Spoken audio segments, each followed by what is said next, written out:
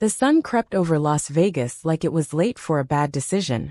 Neon signs still flickered on the strip, trying to outshine the morning, but inside the Imperial Vista resort, the real power moved quietly down the halls, pushing a cleaning cart with a squeaky wheel and a smug grin.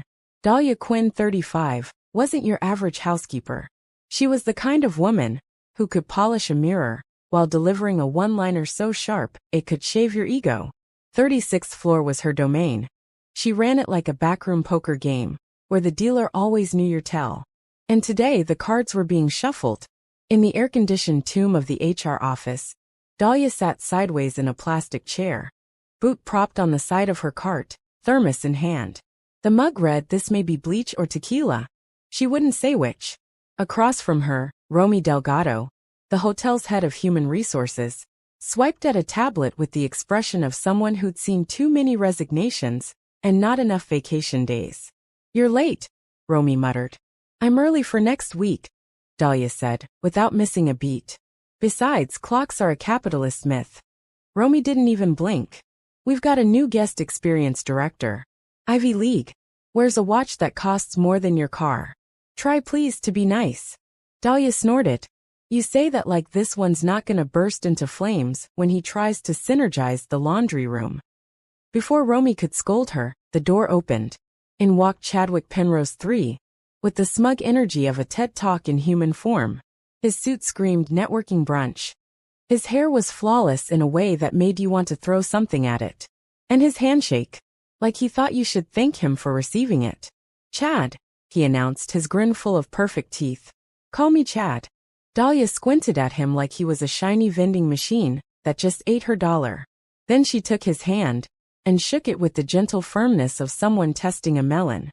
"Dahlia Quinn. Call me whatever you want, just don't touch my vacuum." Chad laughed too loudly, unsure if it was a joke or a threat.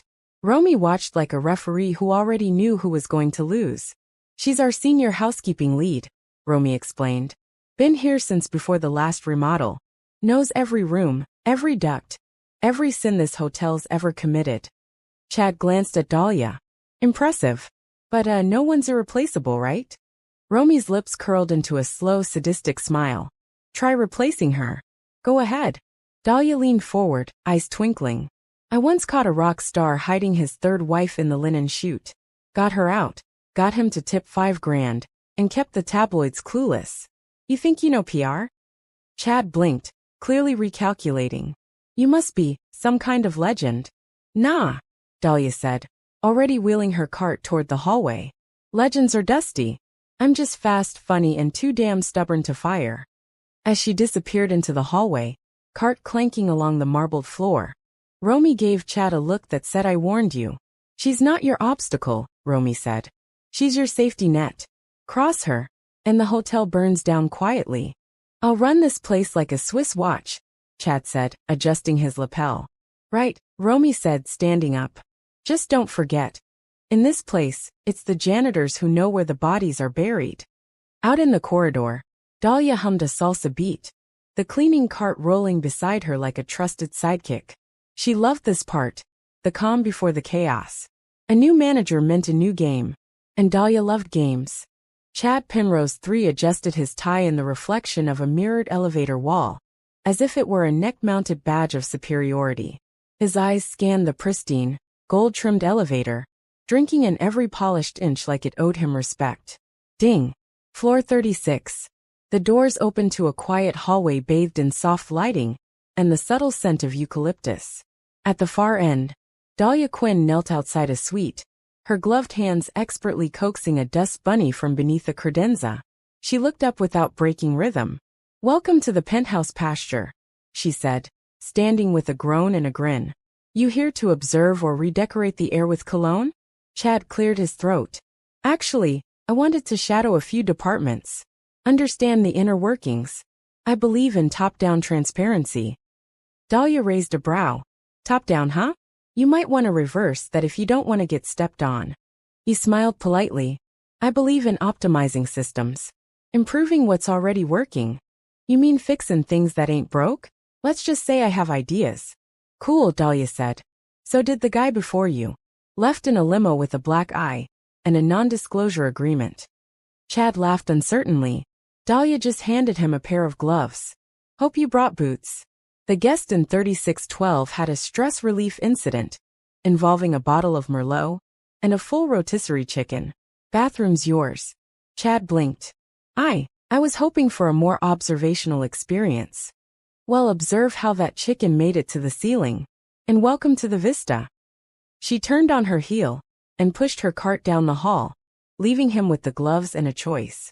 2 hours later, he stood in the hallway, shirt sleeves rolled up, the top of his tie flecked with something suspiciously poultry-related. Dahlia leaned in a doorway, sipping from her thermos, watching with the quiet glee of someone witnessing poetic justice. You know, Chad said, catching his breath, I didn't expect to be elbow-deep in cranberry sauce on my second day. Dahlia shrugged. Vegas is full of surprises, especially this hotel. You think this is funny? I think it's necessary. She walked him to the service elevator, her steps light and quick. Every room's a story. People come here to lose themselves, find trouble, or pretend they're someone else for a weekend. You sound like a poet with a mop. Maybe I am, she said. Or maybe I just know what it looks like when someone's about to fail upward. Chad tried not to take the bait. I'm here to elevate the guest experience. Dahlia stopped walking. Her voice lost its usual playfulness. Then start by respecting the people who make the guest experience. We're invisible until something goes wrong. Then we're magicians. She hit the elevator button and looked him dead in the eye. Try seeing the whole deck before you shuffle it. Ding. The elevator opened. She pushed her card in and tipped her head. Get some rest, manager man. Tomorrow's VIP check-in. The chic with 12 suitcases and one very cranky falcon. The doors closed on Chad's stunned face. Inside the elevator, Dahlia snorted. Optimize systems, she muttered. Bless his heart. She took a long sip from her thermos. Definitely tequila today. Morning at the Imperial Vista didn't arrive so much as crash through the windows like a slot machine jackpot. Loud, bright, and more dramatic than necessary. Chad Penrose III stood in the lobby beneath a 20-foot chandelier that looked like it was designed by a drunken glassblower with delusions of royalty. His clipboard trembled in his hands. He had barely survived a poultry-based trauma yesterday, and now came this. The chic had arrived. 12 designer suitcases, 3 assistants, 1 interpreter, and a live falcon with a mood. The bird sat on a custom perch wrapped in velvet, blinking like it had flown in first class, and wanted to speak to the manager. His Excellency would like a suite with no red furniture, said the interpreter. And the falcon does not tolerate jazz. Chad blinked. Okay. Yes. We can. Behind him, a familiar voice cut in. Already handled. Room 3611 is green and beige. Jazz is off the playlist. And I got the bird a complimentary dish of Fiji water. Dahlia Quinn, in full housekeeping mode, stepped up beside him with her usual smirk. A feather duster stuck out of her apron like a duelist's sword. Her hair was tied up in a knot that said, I mean business, but also breakfast tacos. Also, she added, turning to the interpreter, there's a little jet lag aromatherapy sachet under his pillow. Lavender and bergamot. Calms both chics and falcons, apparently. The interpreter nodded. The falcon blinked. The chic offered a faint smile and gestured his approval. Chad gawked. How did you? Dahlia shrugged. He's been here before. Cranky Bird had a thing for Miles Davis. Had a meltdown during brunch. Chad leaned in. How do you know all this? She leaned back. Because I listen. Unlike people who think clipboards and cufflinks come with psychic powers. They watched as the entourage disappeared into the elevator. The falcon stared at Chad one last time. A judgmental blink, and vanished upstairs. Congratulations, Dahlia said. You survived your first high-stakes guest. I didn't do anything, he muttered. Exactly, she said. That's why it went smoothly. They walked together toward the staff elevator. Chad rubbed the bridge of his nose. Okay, look. Maybe I was a little aggressive about trying to fix everything. I just wanted to prove I belonged. Dahlia stopped. Her eyes softened just a notch. Kid, she said. You don't prove you belong by swinging your title around. You do it by taking out the trash without being asked. Or cleaning a mess someone else made, and never bragging about it. Chad nodded slowly. You think there's hope for me? Maybe. But you'll have to stop trying to run the hotel like a spreadsheet. They stepped into the elevator. It hummed as it descended toward the service level. Dahlia glanced over at him and smirked. Also, next time a falcon gives you side eye, don't blink. That's how they know you're weak. Chad laughed despite himself. Got it. No blinking. Good. And stay away from room 3624. There's a celebrity chef up there throwing a tantrum over missing Himalayan salt. Chad's smile faded. Do we have Himalayan salt? No. But we have table salt in a designer container. He'll never know the difference. She winked. As the elevator doors opened, Chad followed her onto the floor like a man stepping into a different kind of battlefield. One with towels, tantrums, and the growing realization that Dahlia Quinn wasn't just a housekeeper. She was the soul of the damn place. And she wasn't done with him yet. By Wednesday, Chad had started carrying a notebook everywhere, like it was a shield against chaos. On the cover in gold serif font it read, "Elevate the experience." Inside, 7 half-finished ideas, 2 Falcon-related trauma doodles, and 1 growing list titled Stuff Dahlia Knows That I Don't.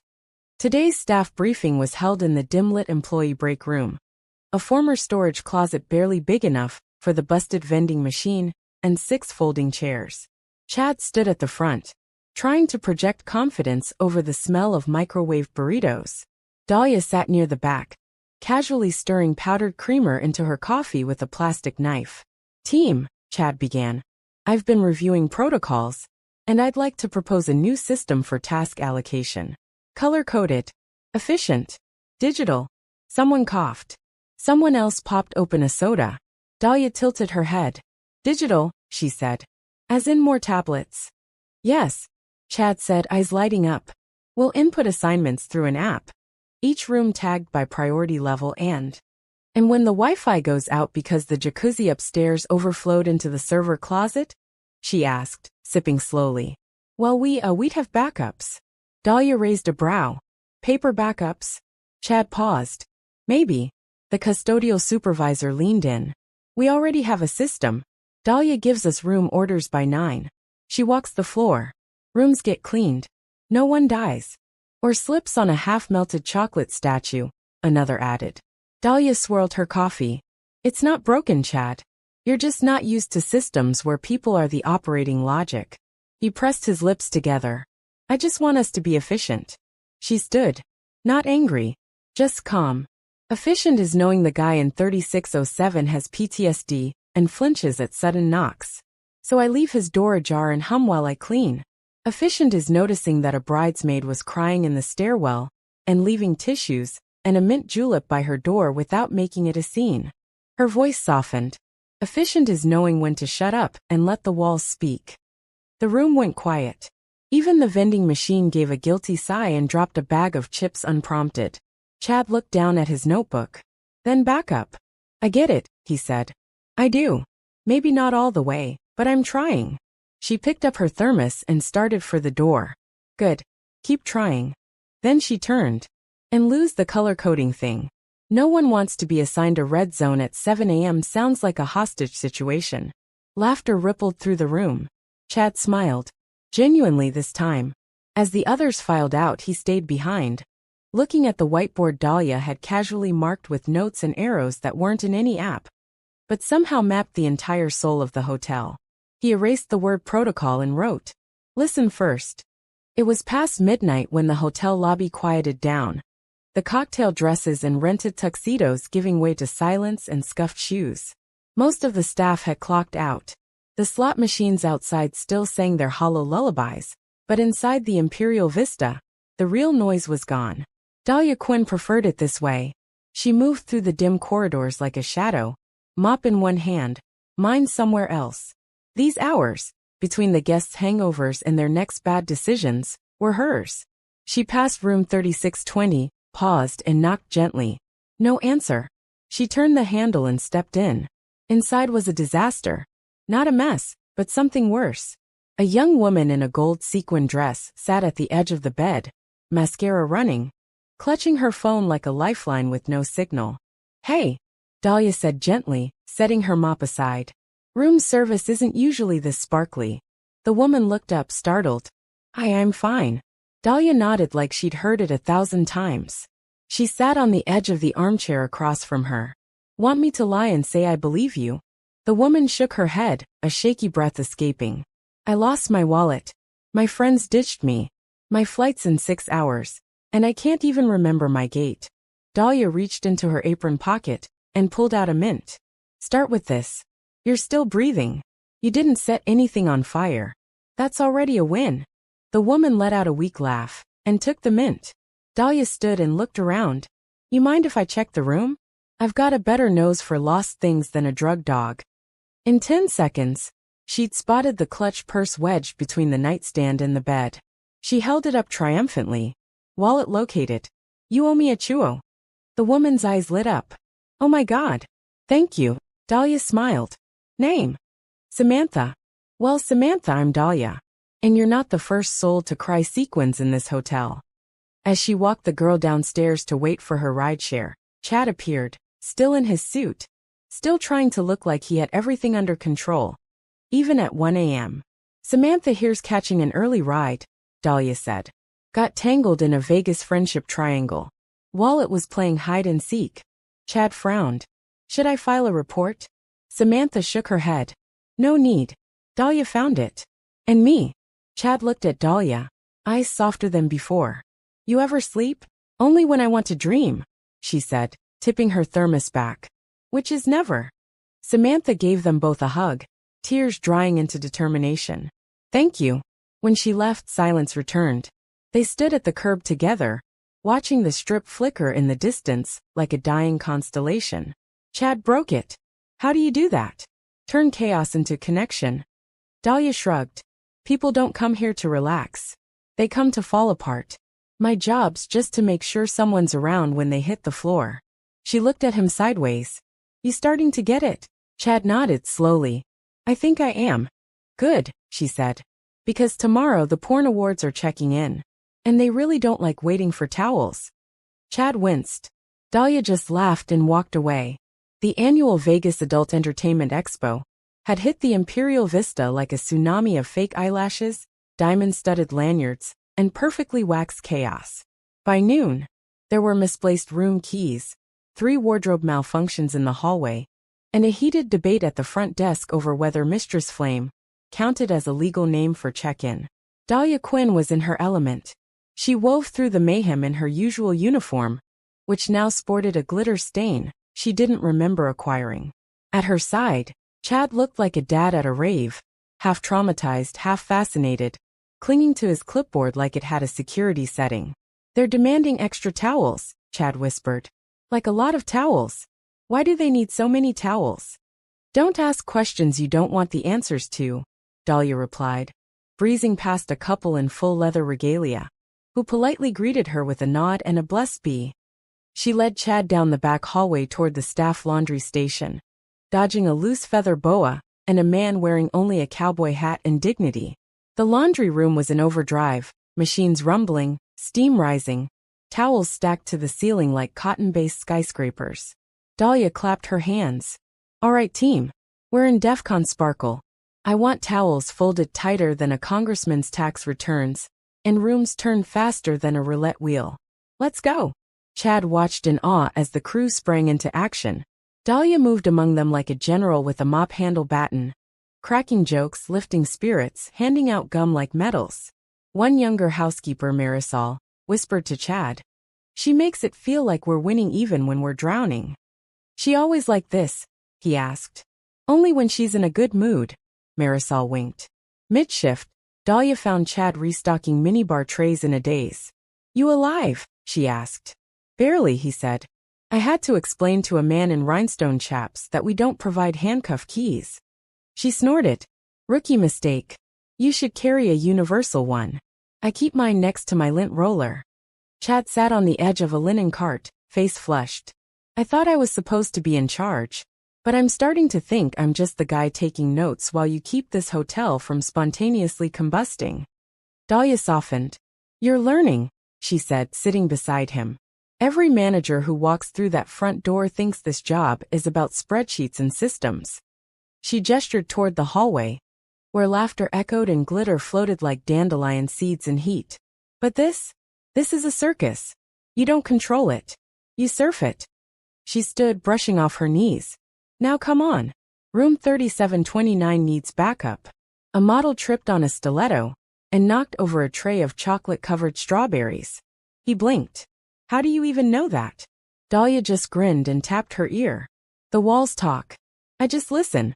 They walked off together, dodging a tangle of extension cords and a man carrying an inflatable dolphin. Back in the staff lounge later, Chad leaned back in a folding chair, exhausted but grinning. You ever think of becoming the GM? Dahlia sipped from her thermos. Why would I want the title when I already run the place? Sunday morning at the Imperial Vista was like the quiet after a carnival exploded. Glitter in the air ducts, lipstick on room service trays, a rubber whip hanging from the third-floor chandelier, and Dahlia Quinn, mop in hand, whistling Bohemian Rhapsody like it was her victory anthem. She was touching up a suite when Romy, HR's queen of pearls and passive aggression, appeared at the door with a tight smile. Dahlia, he wants to see you. Chad. Let me guess, Dahlia said without looking up. He finally found where I hid the backup espresso machine. No, it's official. Dahlia narrowed her eyes. Chad Penrose III stood in his office by the time she arrived. His shirt sleeves were rolled up. His tie was missing. His clipboard, now used as a coaster under a lukewarm Red Bull. He looked lighter. Hey, he said. Close the door. She did. He took a breath. I quit. Dahlia blinked. Come again. I gave Romy my notice this morning. Effective immediately. I'm out. Dahlia folded her arms. What happened? Did the Falcon finally break you? No, he chuckled. I just realized I'm not built for this. Not this place. Not this version of leadership. I spent the first 2 weeks here, trying to bend everything to my idea of order. But this hotel, you taught me something better. She arched an eyebrow. Like what? He looked up earnest. That control isn't power. Trust is. And that success isn't running a place. It's holding it up when nobody's watching. He reached into his desk and slid over a manila folder. New management's being flown in next week. You'll be under someone new. Dahlia picked up the folder without opening it. I'll be fine. I know, he said. But do me a favor? Depends, she said. Is it illegal? He grinned. Go easy on him. At least until he learns not to color-code the people. Dahlia laughed, the real kind, deep and unfiltered. You're all right, Penrose. You too, Quinn. They stood awkwardly for a second. Then, in a rare moment of sincerity, he opened his arms. She stared, then gave him a quick, no-nonsense hug. Now get out of here before you start crying in the linen closet, she said, smirking. He wiped an eye. Too late. She turned at the door. Hey, Chad. Yeah, don't let the strip change you. But let it mess you up a little first. That's where the good stuff is. He smiled, eyes watery. Already has. She left the office, whistling again. In the hallway, Romy leaned against the wall, arms crossed. Another one down, Romy muttered. New record, Dahlia said. What was that, 3 weeks? 3.5. Romy handed her a new badge and room list. Fresh meat arrives Monday. Harvard MBA. Thinks turn down service is a euphemism. Dahlia laughed.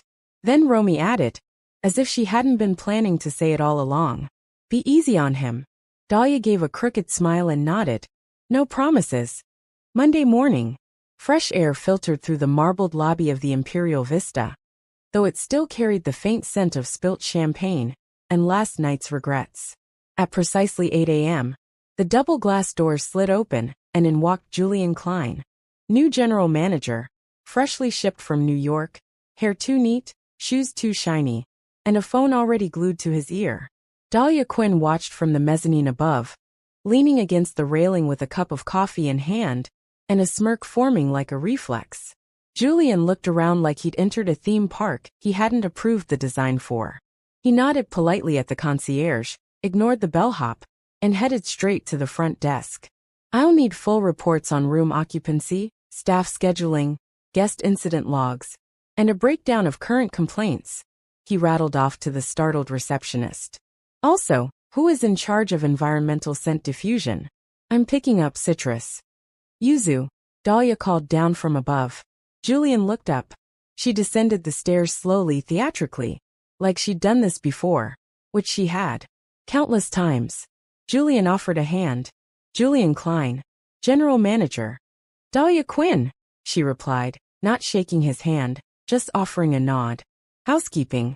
Ah, housekeeping. Excellent.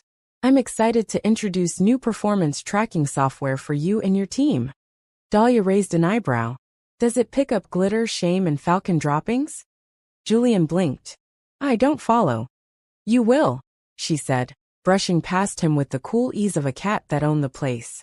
He turned to Romy, who appeared with a notepad and a neutral expression honed over years of diplomacy. She's confident, Julian said. Romy gave him a sideways glance, and after a pause, spoke her only line of guidance. Be easy on her. Julian frowned. Sorry. Romy didn't repeat it.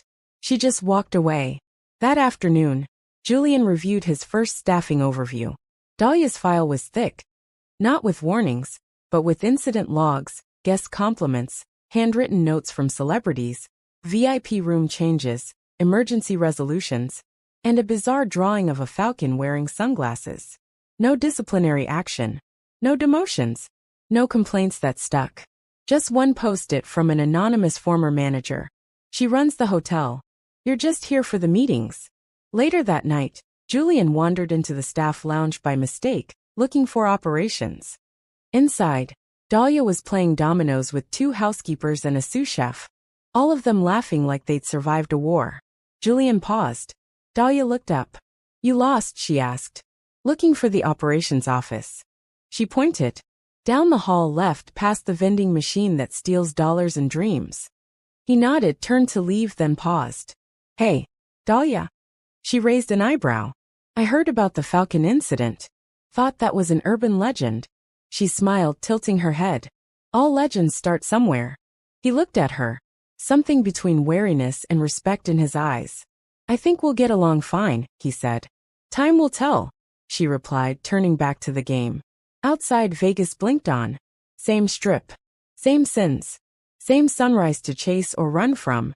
Inside, the Imperial Vista settled into its rhythm, like a broken clock that still knew how to dance.